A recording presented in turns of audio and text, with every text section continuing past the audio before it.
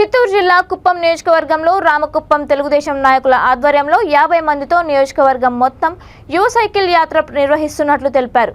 యువ సైకిల్ యాత్ర ముఖ్య ఉద్దేశం నారా చంద్రబాబు నాయుడు రాబోవు సార్వత్రిక ఎన్నికల్లో 1,00,000 ఓట్ల మెజార్టీతో గెలిపించుకోవడమేనని నాయకులు మీడియా సమావేశంలో స్పష్టం చేశారు.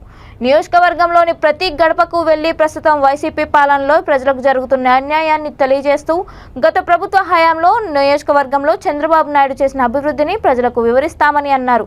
గత మినీ మహానాడులో పార్టీ విడుదల చేసిన మినీ మేనిఫెస్టోలోని అంశాలను ప్రజలకు వివరిస్తామని తెలిపారు.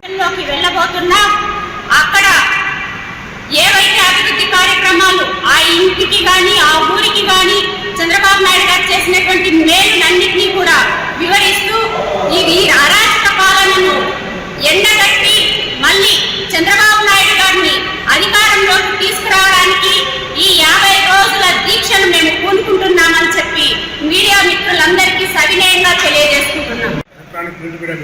నమస్కారాలు. ఈరోజు ముఖ్యంగా ఈ పత్రికా సమావేశం అనేది ఏర్పాటు చేయలేదు. రేపటి నుంచి మేము చేపట్టబోయే యువ సైకిల్ యాత్ర, ఈ యాత్ర గురించి వివరించడానికి పత్రికా సమావేశం ఏర్పాటు చేసినాము.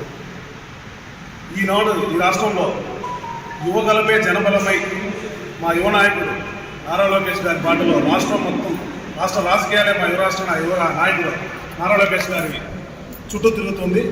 దానిలో భాగంగానే కుప్పం అభివృద్ధి ప్రదాత మా ప్రియతమ నాయకుడు చంద్రబాబు నాయుడు గారికి బహుమతిగా 1,00,000 ఓట్ల మెజార్టీ అనే దాన్ని ఇవ్వడం కోసం కుప్పం నియోజకవర్గంలో ఉన్న మా యువకులందరూ కలిసి 50 మందితో ఈ యువ సైకిల్ యాత్రను ప్రారంభిస్తున్నాము. రాష్ట్రంలో రాబో 24 ఎన్నికల్లో అఖండ మెజారిటీతో తెలుగుదేశం ప్రభుత్వం ఏర్పడిపోతుంది. ఆ ఏర్పడబోయే ప్రభుత్వంలో కుప్పం అన్నదాన్ని బంపర్ బహుమతిగా